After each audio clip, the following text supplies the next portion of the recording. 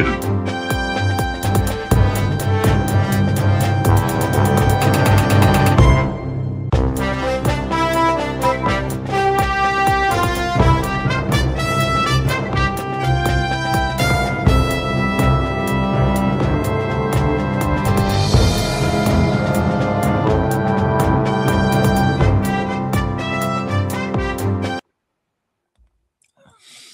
मित्रों, नमस्कार। Good morning. बिल्कुल गुड मॉर्निंग कहा जाना चाहिए तो। और मैं आपके साथ जो शेयर करने जा रहा हूँ वो अच्छी खासी बड़ी खबर है साल की। और वो ये कि दुनिया का जो नक्शा बदलने वाली खबर है, इस सब ने चौंका दिया है। अभी क्या हुआ है, जर्मनी ने अमेरिका से अपने लगभग 200 अरब डॉलर के जो सोना है उसके पास रखा हुआ, उसको बिल्कुल तुर्की बतुर्की यानी कि हाथ के हाथ तुरंत का तुरंत वापसी की मांग कर दी है कि भाई फटाफट वापस करो हमारा 200 अरब का सोना।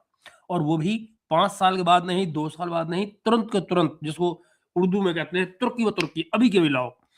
और ठीक इसी दौर में जर्मनी का अमेरिका में जो इन्वेस्टमेंट है वो 45% गिर गया है।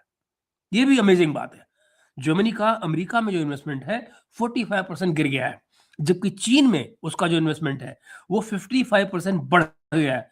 45% अमेरिका में कम, 55% चाइना में ज्यादा। ये कोई संयोग नहीं है, ये तस्वीर है जर्मनी के चुपचाप अमेरिकी अलायंस से पीछे हटने की। अब जब इन घटनाओं को आप एक साथ देखते हैं तो क्या आपको नजर आता है? आपको नजर आता है दोस्त, गोल्ड की वापसी और पूंजी का अमेरिका से चीन की तरफ को भागना। और फिर आपको महसूस होता है कि सेकंड वर्ल्ड वॉर के बाद में जो पूरे का पूरा फाइनेंशियल सिस्टम अमेरिका के भरोसे खड़ा था, उसकी दीवारों में अब सचमुच दरारें पड़नी शुरू हो गई हैं। यानी जर्मनी, जो कि दुनिया का सबसे दूसरा दूसरा सबसे बड़ा आधिकारिक गोल्ड होल्डर है, यानी कि दुनिया में सोना इस समय पर सबसे ज्यादा जो ऑफिशियली अनाउंस्ड है वो जर्मनी के पास है। उसके पास करीब 264 अरब डॉलर का सोना पड़ा हुआ है। लेकिन समस्या क्या है? समस्या ये है, इस सोने का एक बड़ा हिस्सा जर्मनी में नहीं रखा हुआ है। लगभग 1200 टन सोना, यानी लगभग 200 अरब डॉलर से ज्यादा का सोना फ्रैंकफर्ट में नहीं बल्कि न्यूयॉर्क के फेडरल रिजर्व के वॉल्ट्स में पड़ा हुआ है। जब कोल्ड वॉर चल रहा था, कोल्ड वॉर के दौर में दोस्तों, ये जो व्यवस्था थी ये इंश्योरेंस की तरह लगती थी। यानी अगर सोवियत यूनियन का खतरा बढ़े तो ये सोना सुरक्षित रहे। लेकिन अब दौर बदल गया है। अब जर्मन जो पार्लियामेंटेरियंस हैं, जो इकोनॉमिस्ट हैं, जो पहले के एक्स बुंडसबैंक के जो अधिकारी हैं, बुंडसबैंक जो वहां का रिजर्व बैंक है, बुंडसबैंक के जो अधिकारी हैं वो खुलकर कह रहे हैं कि ये सोना अब वापस लाना होगा। और ये मांग एक ऐसे समय में उठ रही है दोस्तों, जब अटलांटिक के दोनों किनारों में यानी कि यूरोप और अमेरिका के बीच में भरोसा रोज के रोज लगातार टूट रहा है।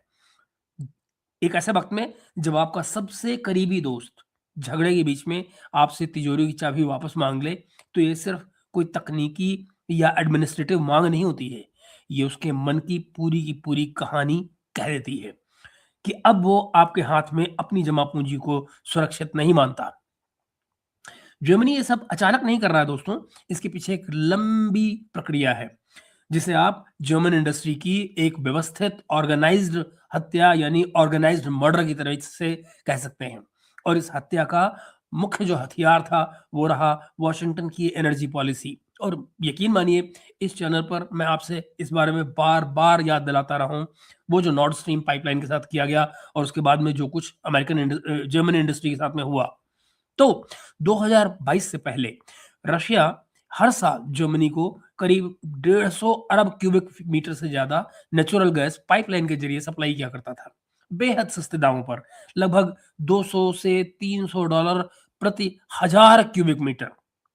यही सस्ती गैस जर्मन इकोनॉमी की धड़कन थी। Auto industry, chemical industry, machinery, heavy industry, सब इसी की सांस लेते थे।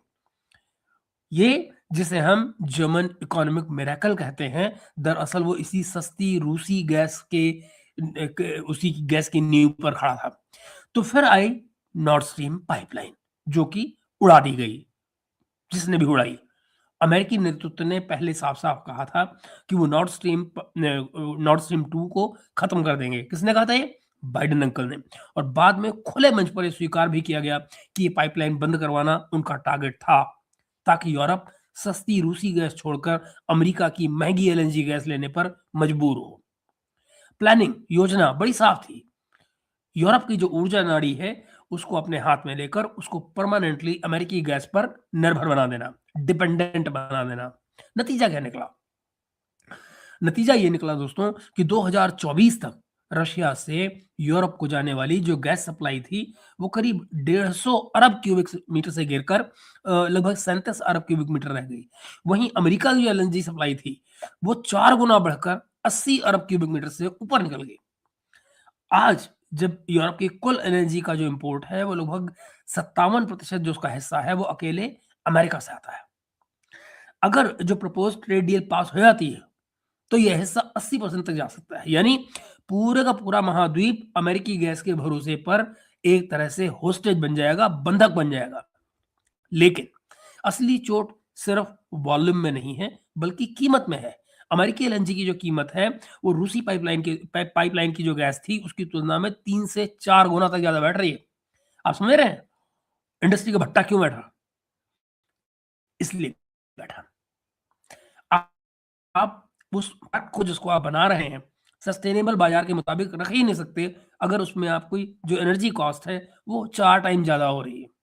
कल्पना कीजिए, आप एक फैक्ट्री चला रहे हो और आपके लिए सबसे ज़रूरी इनपुट ऊर्जा यानी पावर की लागत जो है वो अचानक 4 गुना बढ़ जाए। उसी समय आपके अपने बड़े बाज़ार में आपके प्रोडक्ट पर 20% का टैरिफ भी लगा दिया जाए, जो कि अमेरिका पे है। तो ऐसे में सॉरी जर्मनी पे। तो ऐसे में आपकी इंडस्ट्री का हाल क्या होगा? हाल बेहाल होगा। जर्मनी में ठीक यही हुआ। 2024 के अंत आते-आते जो इंडस्ट्रियल प्रोडक्शन था वो गिरने लग गया। बल्कि दिसंबर 2024 में इंडस्ट्रियल प्रोडक्शन 2% गिरा, 2% गिरा और फिर जो मैन्युफैक्चरिंग आउटपुट थी वो पहली बार नीचे आई। जब जब बिजली और गैस और रॉ मटेरियल की जो कीमतें हैं वो आसमान छूने लग जाती हैं, तो फैक्ट्रियों के पास मित्रों 2 ही रास्ते बचते हैं। और वो क्या कि या तो वो अपने पूरे प्लांट को किसी ऐसी जगह पर शिफ्ट करें जहां ऊर्जा सस्ती हो, या वो किसी ऐसे देश में नई मैन्युफैक्चरिंग की बेस बनानी शुरू कर दें जहां लागत कम हो और मार्केट बड़ा हो। तो वॉशिंगटन की सोच ये थी कि जर्मनी मजबूर होकर अपनी फैक्ट्रियां जो है वो अमेरिका लेकर आएगा। इसीलिए आपको याद होगा ट्रंप ने शुरू में क्या कहा था कि मैं प्रोडक्शन बढ़ाऊंगा, मैं मैन्युफैक्चरिंग बढ़ाऊंगा और नौकरियां लेकर आऊंगा अमेरिका में। तो ओहायो, टेक्सास या साउथ कैरोलिना इस तरह के जो राज्य थे, वहां पर उन्हें डोमेस्टिक एनर्जी सब्सिडी और दूसरी सुविधाएं भी मिलेंगी, ये भी उनका वादा था। यानी कि जर्मन इंडस्ट्री, जर्मन टेक्नोलॉजी सब आखिर में अमेरिकी धरती पर जाके वहीं रोजगार और वहीं टैक्स सब कुछ वहीं पैदा करे। लेकिन जर्मनी ने हिसाब लगाया और उसे ये समझ में आया कि ये कोई अलायंस नहीं है, ये एक जाल है। वो जाल जिसमें उसकी पूरी की पूरी इंडस्ट्री का गला अमेरिकन एनर्जी कॉर्पोरेशंस के हाथ में होगा। उनका जब दिल करेगा दबाएंगे और जितनी सांस वो चाहेंगे उतनी ही सांस ये इंडस्ट्री ले पाएगी। इसलिए जर्मन कंपनियां अमेरिका की ओर नहीं गई। आपको याद है फोक्सवैगन ने पहले अनाउंस किया कि वो अमेरिका शिफ्ट कर रहे हैं, फिर उन्होंने मना कर दिया कि हम नहीं शिफ्ट करेंगे। चीन की तरफ भाग रहे हैं वो लोग।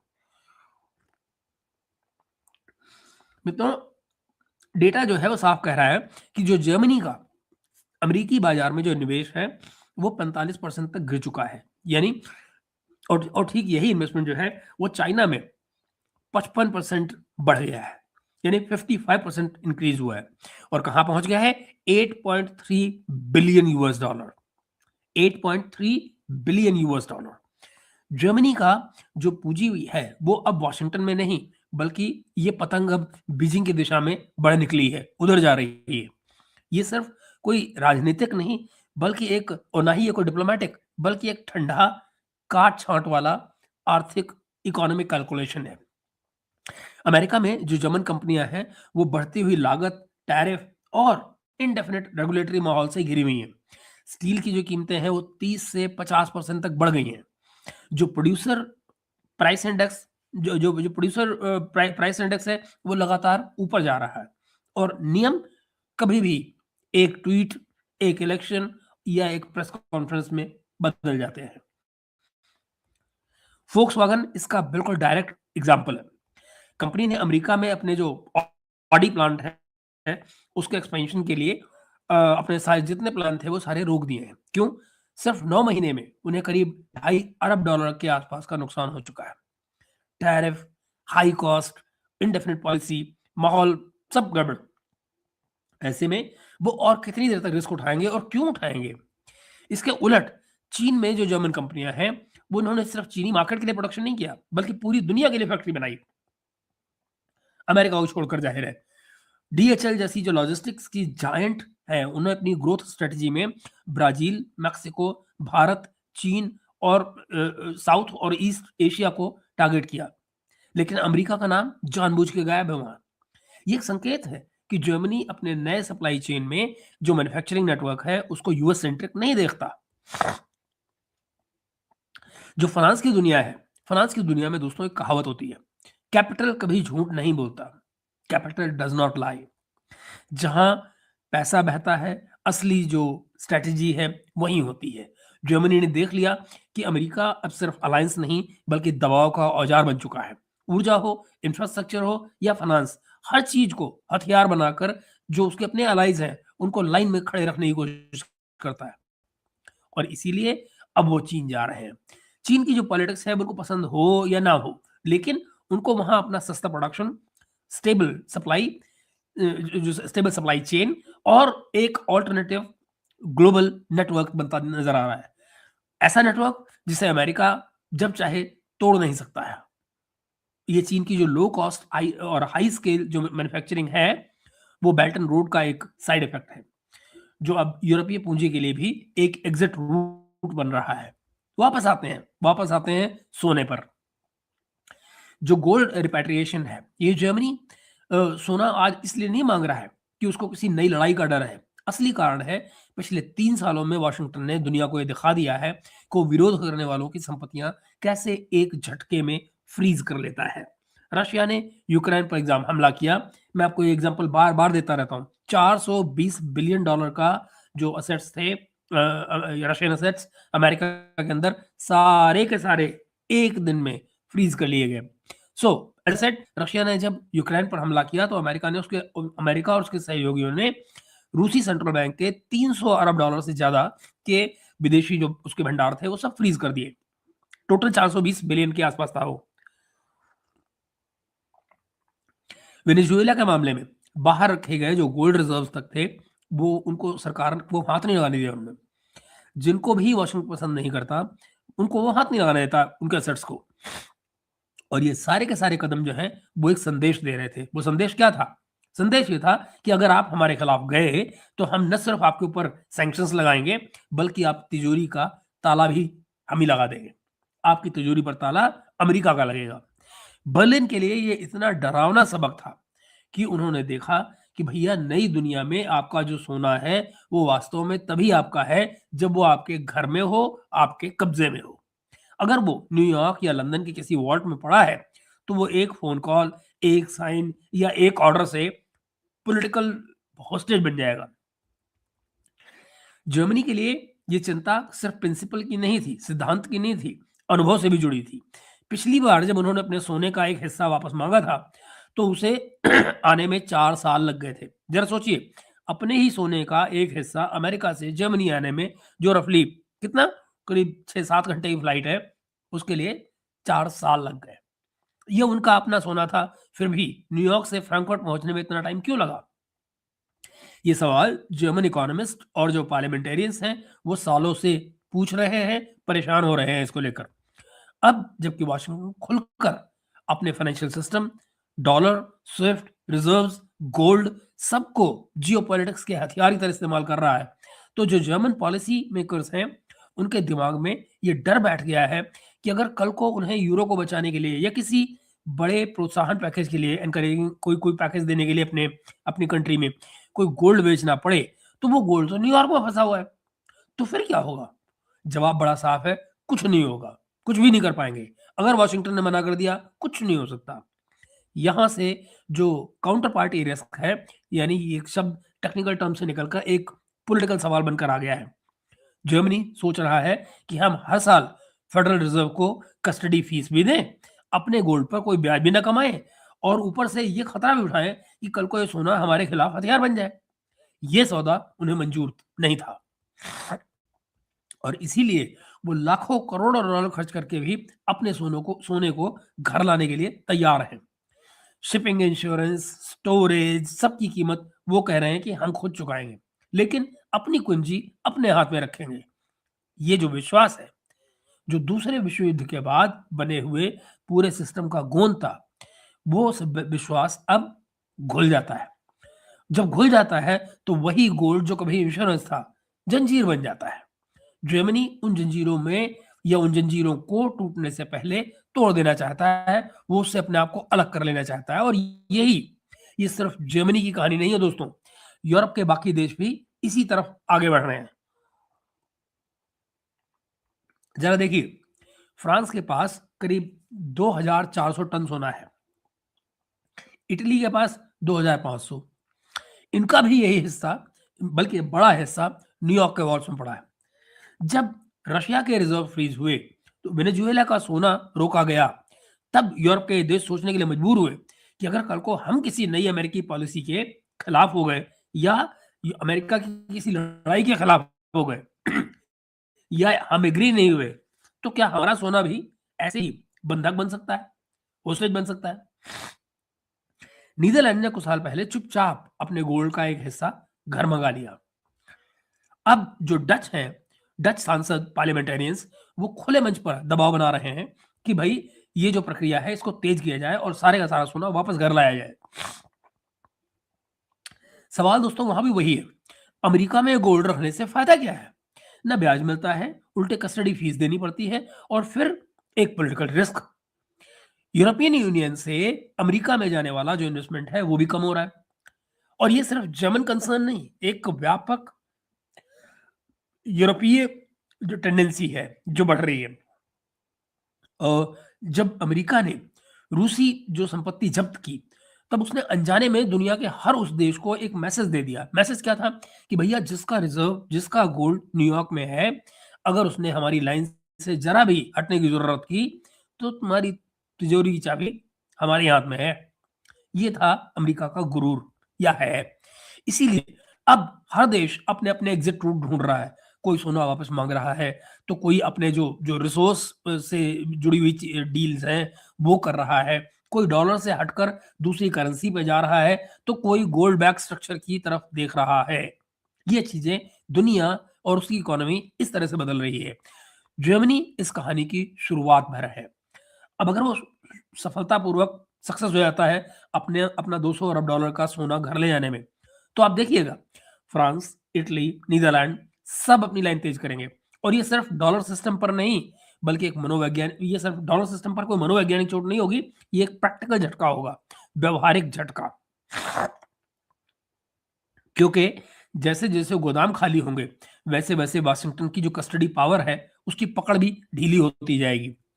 अमेरिका की ताकत सिर्फ उसकी फौज या उसके हथियार नहीं है, ये जो और ये सब का सब क्या था, ये विश्वास से बना था। दुनिया ने अपना सोना वहां रखा, भरोसे पर रखा, अपने रिजर्व डॉलर में रखे, उनके बॉन्ड खरीदे। उनको लगा अमेरिकी जो व्यवस्था है, कानून व्यवस्था, लॉ एंड ऑर्डर, उस पर भरोसा किया जा सकता है। ये कि ये संपत्ति किसी भी पॉलिटिकल जिद के नाम पर अचानक छीन नहीं ली जाएगी। लेकिन पिछले सालों में अमेरिका ने इसी सिस्टम को ब्लैकमेल के औजार की तरह इस्तेमाल किया। महंगी ऊर्जा ऊर्जा खरीदने के लिए दबाव बनाए, नए नए सैंक्शन लगाए, खुली धमकियां दी। अगर किसी ने हमारी ट्रेजरी के बॉन्ड बेचे या लाइन क्रॉस की तो उसके खिलाफ कार्रवाई होगी। ये सब उन पुलों पर बम लगाने जैसा था दोस्तों, जिसे आपने खुद दसियों साल तक बना के दुनिया को अपने साथ जोड़े रखा। अब वो सब खत्म हो रहा है। जर्मनी का जो डिसीजन है, जो गोल्ड वापसी का फैसला है और पूंजी को चीन की तरफ मोड़ने का फैसला है, ये संकेत है, ये सिग्नल है कि कम से कम एक बड़ा यूरोपीय साथी अब अमेरिका को सेफ हाउस नहीं मानता। वो ये भी जानता है कि अगर वो देर तक इंतजार करता है तो कहीं ऐसा ना हो कि एक दिन उसे इसी सोने की सबसे ज्यादा जरूरत पड़े, और जिस दिन उसे सबसे ज्यादा जरूरत पड़े उस दिन उसके हाथ खाली हो। तो फ्रांस, जर्मनी, नीदरलैंड सब अपनी-अपनी गति से उसी दिशा में सोच रहे हैं। ये एक और बिना शर्त किसी आज्ञाकारी सहयोगी का नहीं रहा वाली बात चल रही है कि भैया हम आपके ओबीडिएंट नहीं रहे। हम एक बहुध्रुवीय या मल्टीपोलर जो दुनिया है उसमें जा चुके हैं, जहाँ हर देश अपने लिए बैकअप प्लान बना रहा है और उस प्लान में वॉशिंगटन का जो सेंट्रल पोजीशन थी, अब वो नहीं रह गई है। सवाल ये नहीं है कि जर्मनी अपना सोना कब तक वापस लाता है। असली सवाल ये है कि इस प्रक्रिया की जो राजनीतिक या इकोनॉमिक कॉस्ट होगी, वो क्या होगी? अमेरिका के लिए भी, यूरोप के लिए भी और इस इकोनॉमिक सिस्टम के लिए भी, जो पिछले 80 साल से डॉलर और अमेरिकी बॉन्ड्स पर खड़ा था। सवाल ये कि जब आपका सबसे करीबी दोस्त अपना सामान धीरे-धीरे आपके घर से बाहर ले आने लगे, तो ये इत्तेफाक नहीं होता। ये इस बात का इशारा होता है कि या तो अब उसे आपके घर की सुरक्षा पर भरोसा नहीं रहा या फिर उसे डर है कि अगली बार आप ताला लगाएँगे उसकी मर्ज़ी के बिना।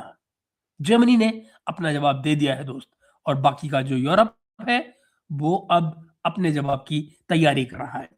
अरे वाह! आप में से कुछ दोस्त मेरे साथ जुड़े हुए हैं, तो जल्दी से मैं आपको भी सवाल ले लेता हूँ।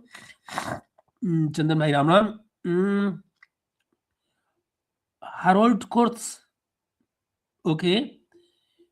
Ich weiß nicht, was Sie sagen wollen, Herr. And जय Shri Ram sir and then Rishabh भाई दादा प्रणाम दादा एंड आगे हम चलते हैं धनंजय भाई नमस्कार आज इतनी लेट नाइट सत्संग कर रहे हैं आप सर जी हाँ यार धनंजय एक्चुअली क्या हुआ पिछले 2-3 दिन से मैं काम नहीं कर पा रहा हूँ और थोड़ा बुरा लग रहा था आज मैं दिन में मैंने रेस्ट मार लिया था अपने रूटीन को बदलते हुए और नतीजा क्या है कि फिर मैं रात को जाग रहा हूँ और चूंकि जाग रहा हूँ तो मैंने कहा चूंकि मेरे पास सब्जेक्ट था तो क्यों ना अभी कर दिया जाए। अब मैं इसी को एक अलग वीडियो बनाकर इसको अलग से भी डाल दूँगा क्योंकि नहीं तो ये फिर 24 घंटे बाद यूट्यूब इसको प्रमोट करता है। तो इसलिए आजकल आपने देखा होगा जो मैं लाइव करता हूँ उसको हाथ के हाथ वेब में वीडियो की फॉर्म में भी डाल देता हूँ ताकि वो इमीडिएटली लोगों तक पहुँचना शुरू हो जाए। चंदन भाई आगे करें कि सर क्या यूरोप आने वाले टाइम पे रशिया से रिलेशन ठीक करेगा? बिल्कुल करेगा, निश्चित रूप से करेगा। आप बिल्कुल इस बात को मेरी याद रखें और अच्छे ही नहीं करेगा, बहुत अच्छे करेगा। यूक्रेन के पीछे लगे रहने खत्म, अब यूरोप वाला किस्सा खत्म गुरु। अब नहीं चलता यूरोप। अपना घर फूँक कर दूसरों का भला करने वाले लोग अक्सर ज़रा देर से जागते हैं, पर जब जागते हैं तो बहुत अच्छी तरह जागते हैं। सर यूरोप को इंडिया और चाइना के मार्केट में एंट्री मिल जाए, मिल गई तो यूरोप अमेरिका की ज़रूरत नहीं होगी, बिल्कुल नहीं होगी, ठीक कह रहे हो। ऊपर से रशिया से अपनी एनर्जी सिक्योरिटी पूरी हो जाएगी, लेकिन यूरोप ज़्यादा लेट ना हो जाए। नहीं होगा क्योंकि वो ऑलरेडी आपने देखा ना ये जो ईयू वाली डील हुई है, वो किस रफ्तार पे की गई है। वो इसीलिए की गई है इतनी तेज़ी से और इस रफ्तार पे क्योंकि यूरोप के पास टाइम नहीं है। जिस बात को होने में आप समझ लगाइए ना कि करीब 20 साल लग गए, उस डील को उन्होंने फटाफट साल भर में कैसे निपटाया? क्योंकि ज़रूरत थी। उम, क्या रूस ने पाकिस्तान के साथ मिलिट्री एक्सरसाइज़ करना शुरू कर दिया है और इस्लामाबाद के बॉम्ब अटैक की कड़ी निंदा की है? वो तो हमने भी किए दोस्त, हमने भी किए, उसमें क्या है?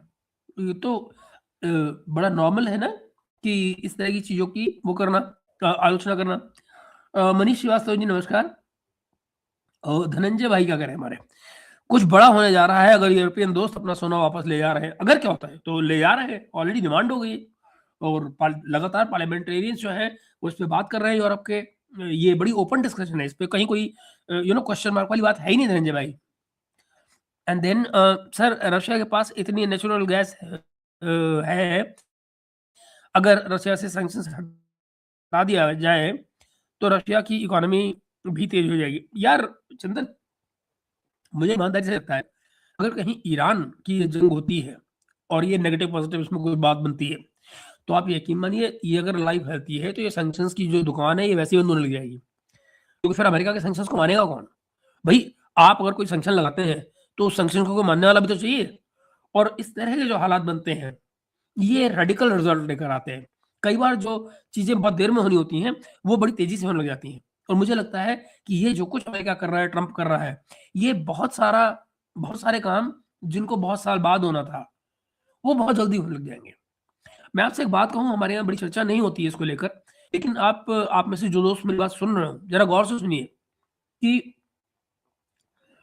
क्या ट्रंप ने जो डील की है भारत के साथ में, जो सैंक्शंस लगाए बेसिकली, जो टैरिफ लगाए, क्या इसने मोदी जी की मदद नहीं की? एक्चुअली मैं आपको बताऊँ, इस बात को आज आप नहीं समझेंगे, आज से साल 2 साल बाद देखिएगा कि आपको अचानक ये समझ में आएगा कि इस बात ने फ़ायदा कितना किया है। यानी जिन रिफ़ॉर्म्स को, जिस लाइसेंस राज को हम सालों से नहीं खत्म कर पाए, कहीं पॉलिटिकल प्रेशर, कहीं ये, कहीं हमारी सोसाइटी समझने को तैयार नहीं होती थी, एनजी सेक्टर खड़ा होता था, कहीं कुछ, पता नहीं है। आप आज ट्रंप ने अपनी इस टैरिफ पॉलिसी के चलते आपको उस लाइसेंस राज को घोला मिला के अलग कर देने के लिए एक्सक्यूजेस दे दिए। अब आप वो सारा कुछ कर पा रहे हैं, करेंगे, आने वाले दिनों में और करेंगे। उस खेल में अमेरिका बीच में आएगा या नहीं आएगा वो एक अलग बात है। ठीक वैसे ही जैसे सिविल न्यूक्लियर डील के साथ हुआ था। आपको याद है ना? सिविल न्यूक्लियर डील हमारी हुई अमेरिका से, लेकिन क्या हमने उनसे प्लांट खरीदे न्यूक्लियर के? नहीं, हमने औरों से खरीदे, हमने ऑस्ट्रेलिया से खरीदे। हमने सबसे ज्यादा यूरेनियम की सप्लाई हमको कहाँ से आती है? ऑस्ट्रेलिया से। तो बेसिकली डिस्पाइट द फैक्ट कि उन्होंने सिविल न्यूक्लियर डील हमसे की, हमको उस क्लब में एंट्री मिली और उस क्लब के जो बाकी के मेंबर थे, हमने उनसे डील की, अमेरिका से नहीं की। तो वी प्लेड स्मार्ट। उसमें किसी को अच्छा लगे, बुरा लगे, दुनिया भर की रोने पीटने दो। लेकिन सच ये है दोस्तों कि अगर ये सब कुछ होता है तो ये सैंक्शंस का रिजीम जो चल रहा है, आप ये देखिएगा, ये वैसे ही दम तोड़ने जाएगा और उसमें जो मुक्ति मिलेगी वो कहीं ईरान को, कहीं रशिया को मिलेगी। एक और मुक्ति मिलेगी, लीडर को अपने पैरों पर खड़ा होना सीखना पड़ेगा। ये भी एक बात है। तो देखिए, इसी साल ब्रिक्स हो रहा है। इसके बाद में चाइना ने अपने सेंट्रल बैंक को ऑलरेडी कह दिया है कि जो उनकी ई करेंसी है उसको इंटीग्रेट किया जाए ग्लोबल नेटवर्क के अंदर। भारत का जो यूपीआई है वो भी सिरा पर चल निकला है, हमारी आरबीआई ने भी कह दिया है। अगली ब्रिक्स की मीटिंग में उसको एजेंडा बना के पेश किया जा रहा है। अब आप मुझे बताइए कि बचता क्या है इसके बाद में?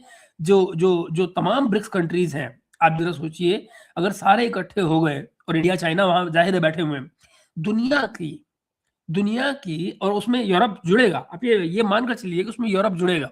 अगर यूरोप जुड़ता है तो आप जरा सोचें, और नहीं भी जुड़ेगा, मतलब डायरेक्ट ब्रिक्स में ना आए जो यूरोप है, लेकिन अगर ब्रिक्स के साथ में एक पुल बनाता है, ब्रिज बनाता है और कोलैबोरेट करता है, तो आप जरा सोचिए, दुनिया की करीब 85% जो आबादी है वो एक साथ काम कर रही होगी। अकेला कौन होगा?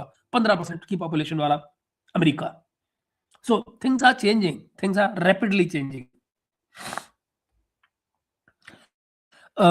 ट्रंप तो कनाडा को धमका रहा है कि चाइना से डील करना ठीक नहीं है, कनाडा गलत कर रहा है। वो करने दो चंदन। बेसिकली वो रो रहा है, वो धमका नहीं रहा है, वो रो रहा है। रोते हुए आदमी की आवाज जो है वो ऐसी होती है कि कई बार लगता है धमका रहा है। बात कुछ नहीं धमका रहा है, वो खुद डर रहा है। देखो, बहुत सारी अमेरिका और कनाडा की ऐसी ट्रेड है जो, ये बड़ा अजीब किस्म का रिलेशन है कनाडा और अमेरिका का। वहां एक एक प्रोडक्ट जो है, लेट्स से ऑटो पार्ट्स, आप ये देखिए कि जो ऑटो पार्ट्स हैं वो एक पार्ट कम से कम 7 से 8 बार आगे पीछे होता है कनाडा और अमेरिका के बीच में, इससे पहले कि एक प्रोडक्ट फाइनली तैयार होता है। तो इतनी इंटरडिपेंडेंट मार्केट जो हो, वहां पर आप इस तरह से दुश्मनों किसी भाषा में बात करें, वो चलता नहीं मेरे भाई, वो चल नहीं सकता है।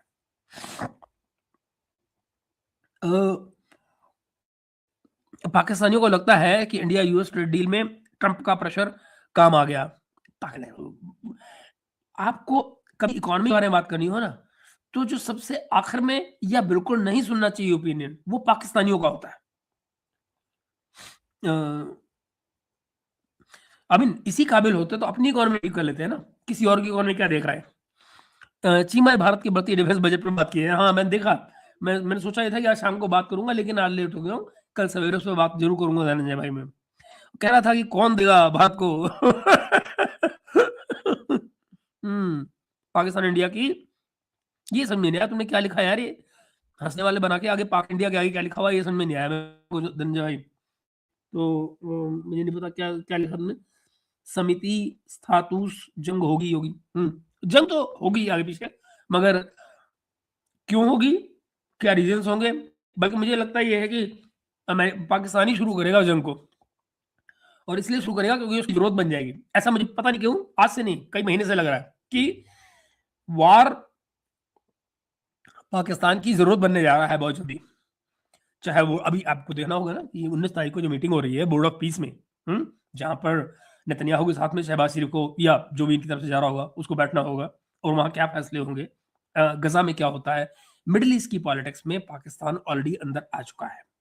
मिडिल ईस्ट की पॉलिटिक्स में पाकिस्तान इस समय एंट्री मार चुका है। वहां पे जो चॉइस है वो यूएई और सऊदीज के बीच में है। मैं दोनों तरफ के लॉबियां देख रहा हूं कि पाकिस्तान में जो दोनों लॉबियां हैं, कुछ बाहर रहने वाले कुछ अंदर रहने वाले, ऐसे लोग जो या तो यूएई के साथ सपोर्ट करते हैं जो या सऊदीज को, तो आप देख रहे हैं कि उसमें जो मेजोरिटी है वो सऊदीज से जा रही है। तो इन्वेस्टमेंट मांगते हैं सऊदी इनसे। और मजे की बात क्या है, यूएई ने इस बीच में अपना इनसे कह दिया है कि भाई हम तुमको सालाना जो एक्सटेंशन देते थे, रोल ओवर देते थे पैसे का 2 बिलियन का, वो हम नहीं देंगे। उन्होंने कह दिया है कि हम आपको मंथली देंगे और मंथली भी आपको 6.5% का ब्याज देना पड़ेगा। यानी सालाना 2 बिलियन के ऊपर 120 मिलियन का ये ब्याज देंगे। तो ये गेम होने जा रहा है पाकिस्तानियों के साथ में, बल्कि हो गया है क्योंकि ये सब कुछ ऑफिशियली कम्युनिकेट कर दिया गया है उनको। अब देखते हैं कि आने वाले दिनों में ये चीजें कैसे चलती हैं। लेकिन जो पाकिस्तान की मुश्किल आने जा रही है, और स्पेशली ये अमेरिका के अंदर जो बोर्ड ऑफ पीस में लेकर, वो ये कि क्या ये अपनी फौज भेजेंगे, नहीं भेजेंगे, ट्रंप कैसे रिएक्ट करेगा, क्या करेगा। It's a long term game. By the way, इस बीच में हमको एक और चर्चा कल सवेरे करनी है, और वो ये कि पहली बार, जरा सोचिए, कभी मैंने तो अपने जीवन में नहीं सोचा था कि ऐसा होगा, चाइना भारत की सपोर्ट कर रहा है यूएनएससी में सीट के लिए। ये है खेल। तो अब देखने की चीज होगी। मैं डिटेल्स आपको कल सवेरे निकालूंगा, बट ऐसी खबरें आ रही हैं कि चाइना वहां पे भारत की सपोर्ट कर रहा है। मैं बताइए, दुनिया में अमेरिका के अलावा जो आपको रोक सकता है, कोई एक देश और दूसरा बताइए। पाकिस्तान पाकिस्तान की बात नहीं कर रहा हूँ, इनकी तो कोई औकात ही कुछ नहीं है। मगर जिन लोगों के पास वीटो पावर है उनमें से चाइना के अलावा क्या कोई और देश आपको याद आता है जो भारत की यूएनएससी सीट के खिलाफ बोल रहा हो, या मना करता हो, या ये कहता हो कि भारत को नहीं आना चाहिए। और अगर वही देश यानी चाइना सपोर्ट में उतर रहा है, तो आप कितनी दूर हैं, देखने की बात है। अ, हम्म, हम्म, वो जहां से पैसे मिलेंगे उनका काम तो करेगा यार, उन्हीं का काम तो करेगा। हम्म एक गलती कर रहे हैं, वार करके मुनीर को चेन से बांध लाएंगे क्यों, साले को खत्म ही करेंगे गंदगी को। जी जी। हम्म, हाँ, नहीं ट्रंप जैसे सपोर्ट ना करे तो अब फिर आप समझ नहीं रहे हो चंदन।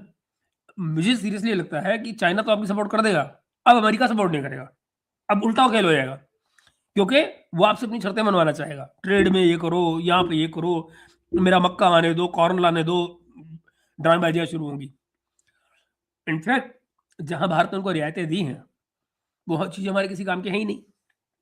और जहां हमको प्रोटेक्शन देना था अपने किसानों को, वो हमने पूरा प्रोटेक्शन दे दिया है। तो वहां पे गेम बड़ा बड़ा हो गया। अमेरिका के लिए वो चीज़ें जो है ना वो सूटेबल नहीं बन पा रही हैं, क्योंकि फॉर एग्जाम्पल हमारे यहाँ से एक बड़ा एक्सपोर्ट जो पिछले दिनों में हुआ है, वो हुआ है फॉर एग्जाम्पल ऑटो एक्सपोर्ट्स का। तो ऑटो पार्ट्स जो है वो भारत से बहुत सारे जा रहे हैं। वहां पर क्या हो रहा है, ये वो चीज़ है जो जिसकी अमेरिका को जरूरत है, हमारे यहाँ से सस्ता जाता है, लेकिन वो और सस्ता हो सकता है अगर उस पर 18% का टैक्स ना हो। ये 18% उस पर टैक्स लगा रहे हैं।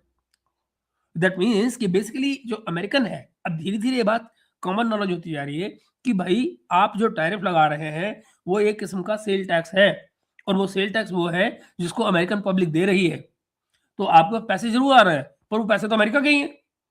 तो आप घूम कहाँ रहे हो भाई ट्रंप भैया, कौन सी अंग्रेजी बोल रहे हो, कौन सी तुम नई किस्म की इकोनॉमिक्स लेकर आ रहे हो।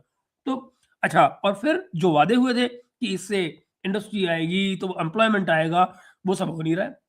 इनफैक्ट एम्प्लॉयमेंट डेटा जो जो कहानी को सुना रहा है वो तो कुछ और ही है। तो this is where it is. Let's see कि क्या होता है इसको आगे चल के, but it's not looking very rosy for us in any way. हाँ सर, फिर एक और ड्रामा की एक गर्लफ्रेंड, हाँ दूसरी नाराज, बिल्कुल ऐसे ही हो रहा है, यही हो रहा है। अच्छा एग्जांपल है ये। हम्म चलिए मित्रों, कल सवेरे मिलते हैं और फिर और बातचीत करते हैं।